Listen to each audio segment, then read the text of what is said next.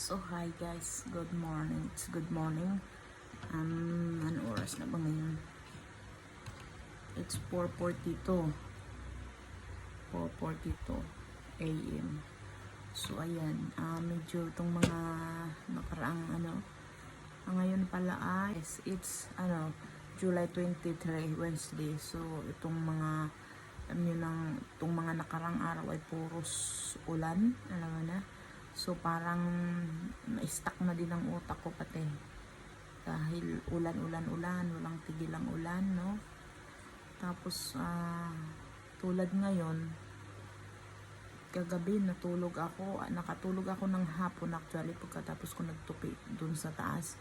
Nakatulog ako alas 6 pasado, mga ganun oras. Tapos alas 6 mga pasado, alas 9. Mga ganun, 9:45 siguro, nagising na ako. Akala ko nga umaga na eh. Pero hindi pa ako nakapag-dinner nung time na yun. So may kanin pa ako tira ko nung tanghali. So yun ang naging hapunan ko nung kagabi. So nung pagkagising ko, ngayon umaga din ako nakatulog. As in, grabe, na naman ako ngayon. Hirap kasi minsan ang dami pumapasok sa utak ko, yung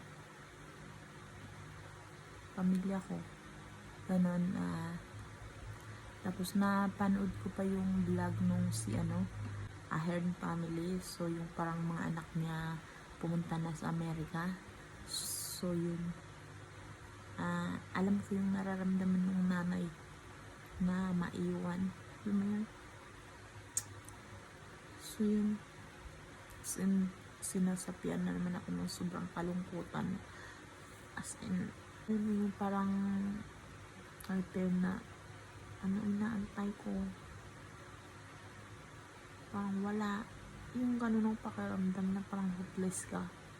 So yun, so kailangan sana pag mawala ang ulan, kailangan ko lalabas ko ng bahay. So parang as in sobrang naiibang